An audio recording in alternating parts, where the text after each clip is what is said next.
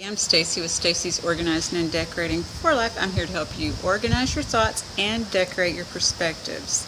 So today I get to come to you from Fort Worth, Texas, my hometown where I was born and raised. And I'm going to show you over my shoulder. You can kind of see the town back there, Fort Worth, Texas. There's Cody Drive-In right across the way from me. Drive-ins are pretty much the way to go right now, are they not? So anyway, today we're going to talk about a few things. I want to thank everyone who have given me topics the past couple of weeks, with Jennifer D. giving me the topic for last week's self-worth talk. Today I got actually input from 4 people, so we're going to cover it. It's been fun to go down this rabbit hole, so please stay with me. So first off, I had Dom, my soul daughter, say to me that she wanted to hear about acceptance and humility. How to face challenges with grace rather than resistance. That's beautiful, isn't it? So we're going to talk about that. We're also going to talk about what Charlotte asked to hear about was self-talk and stuff nothing you can do but wait and watch. And then Stephanie chimed in with patience and waiting, so they were on the same page. And then we also had Natalia come in with resilience. So how do we be resilient through all of this stuff? So if you like that, that's our topics today, our path. Because first off, when I looked at all of this, the thing is then we start having to put that together. How did I put that together? Stay tuned. So first I thought we would start with self-talk. You know, that self-talk, the chatter, the nothing you can do but wait and watch. So what happens with that is that, I suggest to people when they're feeling this that, there's self-talk, there's things going on. Self-talk is making stuff up, though people don't want to realize that because they think that, and I'm sorry, I'm in my own tripod today, they think that that their reality is what they've made up, and it is. That's the thing. However, people get into the fear part of it, which is not the cool part of it. That's the part that, and a lot of fear drives people into thinking that and I think that that's what we're talking about here with that question, is the self-talk, when we can do nothing but wait and watch, and we have goals, we have elections. I don't know what that was pertaining to. But we have goals and we have elections. And so all we can do is do our part and wait and watch. I always encourage people to pray or ask the universe, however they operate on their grand scheme of things, to do that. And once you've done that, if you've done your part, that's all you can do. We have a thing called the serenity prayer. If you believe in God, it's God grant me the serenity to accept the things I cannot change, the courage to change the things I can, and the wisdom to know the difference. That prayer was probably created by somebody who was obsessing over outcomes. And I think that when we're talking about self-talk and nothing but to do but sit back and watch and wait, maybe there's an obsession about outcomes. And when we're obsessing about outcomes, we're trying to predict the future, and that's not being present, and that's stealing the gift of presence from us when we're doing that. Oftentimes people keep talking and talking about outcomes that haven't happened yet, or that, and obsessing about those things. So I always suggest to people, if they don't want to do that, to pray about it and to not do it, because once you pray about it, you stop, right? There are things that are going to happen in this life that we have no power over. See, so we've talked about the self-talk there. We talked about the serenity prayer. And we talked about the breathing, asking for the obsession to be removed. Because always when, there's a breakup or something on that level, I always encourage people to go to the bathroom, breathe, pray, and say, I don't know. Because I don't know opens you up to the magic, mystery, and miracles of this universe. What usually happens in our obsession, we're thinking about the what ifs. What if this happens? What if that happens? Those what ifs are making stuff up, making shit up. And you can make shit up that's going to be more positive, or you can make negative stuff up. And the thing is when people are making stuff up, they don't realize that they are the ones lending and giving energy to that. I talked to you all a lot about energy. So that's what that is.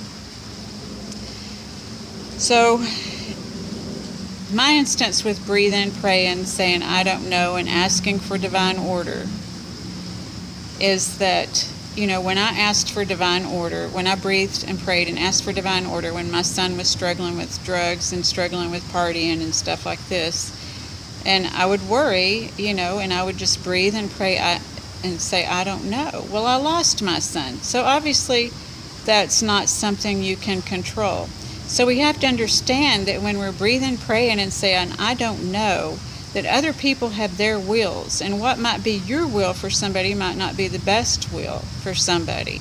And I'm not saying that's the best will for him. I'm just saying that I don't know what somebody else's will and their arrangement is with God or the universe.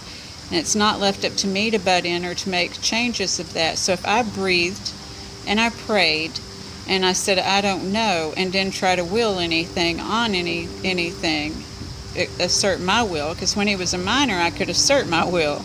But I couldn't assert my will when somebody's an adult. And if you're dealing with other adults, you cannot assert your will on them. That's not cool.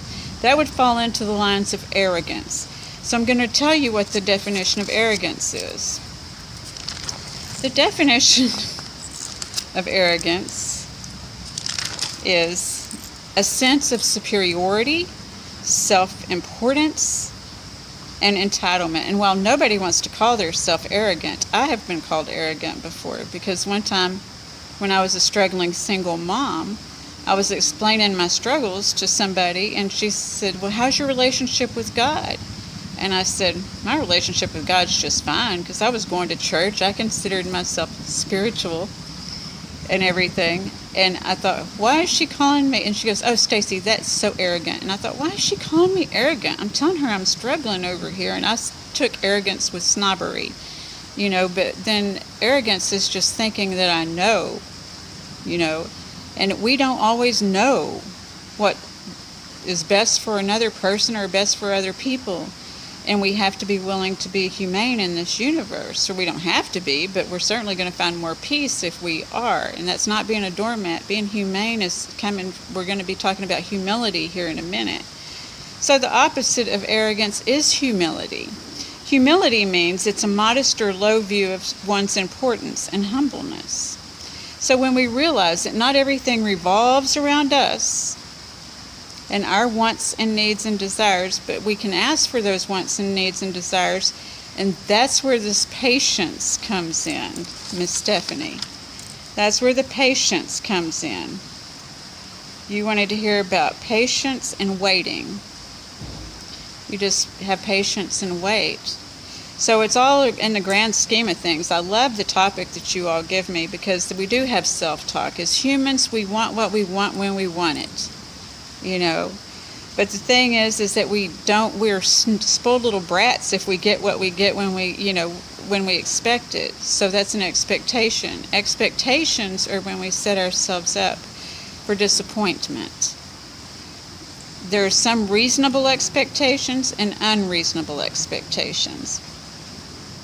So, it's being able to decide which is reasonable and which is not. When it's asserting our will on somebody else, it's not a reasonable expectation. If you ask somebody to do something and they agree to do it, that's a reasonable expectation. Unsaid expectations are unreasonable. So, try to feel your feelings when you're dealing with this, and then if things don't turn out your way, you're going to have to feel your feelings. If you don't feel your feelings, it can come out sideways on other people. So I suggest to feel your feelings in your house, but by all means, have yourself a Texas hissy fit or whatever kind of hissy fit you want to have, but do it in your house and don't expose other people to it, because it's important to feel your feelings to get to acceptance. Because it's oftentimes when we calm down, we can see that there is a larger and bigger picture than just what we wanted, or and our disappointment, that there's a bigger picture to all of that. There's a more grand scheme of things, and that we get to understand that it didn't go our way, but we become willing to come into acceptance And we get to that humility with it, realizing that there's another will other than our will, and that our view isn't that important to just, enforce on somebody else. We are all a ripple, so I don't want you to feel like you are not important, but I want you to understand that we are all a ripple in that humility. All of us are just a drop in the ocean. All of us are a grain of sand, but without each and every one of us, we would be nothing. Nothing, So just understand that we're all in this together, and that we may or may not get our ways on many, many things. I'm over here in Fort Worth, Texas, but I'm sending good vibes, prayers to those in Cancun right now as a hurricane is supposed to hit this evening. So I'm hoping all is well at my home in Cancun, and this is my home here, and so it is my hope that I get my way and that everything will be unscathed there, but I don't know that. So I'm just praying and waiting and having patience and being in acceptance of whatever does happen there. Just like, when we'd have to accept things. It's just part of our life. And I think humility is part of that growth from learning to accept. It goes hand in hand. Acceptance, humility, and grace comes from our stubbornness, impatience, and arrogance that we all continue to have. So it's just, once again, going back to those polarities that I discuss with you all the time, and understanding that if we can have one thing, we can have the other thing. It's going to make us sick if we try to stay on one side of either one of those things, because on one part, we're human beings. On the other part, we're spiritual beings. So if we go too far one way, then that makes us unearthly. If we go too far one way, that makes us too materialistic. So it's about finding that harmony in the middle ground, the harmony and peace that we can find. And it comes through working on ourselves. It comes through having those Texas hissy fits. So I hope that this video has been helpful. I don't know that I'm going to do too many of them, because I usually do these in the quiet of my own home. And I'm sitting out at a swimming pool and stuff. So this is the first time I've done a video outside of myself, but I want to encourage you to always be willing to do those first time things, and to have a perfect end to the rest of your week. Again, send good vibes to Cancun, Mexico. They say that hurricane's going to hit. And I wish you much peace and love, and I can't do both arms because I'm holding this camera, and I hope I wasn't too shaky. Thank you so much. I want to thank Malone and Roscoe for letting me tape here in this beautiful place, let me record here. There's so many of y'all to thank for my trip here in Texas this week. I thank Randy Rapp at Rapp Motors for getting me a car to get around to my jobs and stuff so I can work. I thank my family for giving me a place to crash, my mom and my brother, Virginia and Kelly Harris.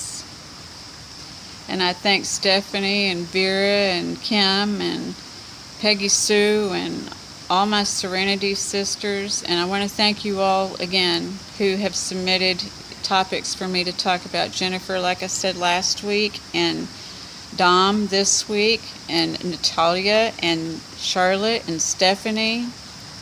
I hope that this made great sense and pulled together quite nicely so that everyone, not just you, but everyone else could get something out of this. And I think that it does, and that's why I like to do this, because I'm trying to raise the vibe of this universe.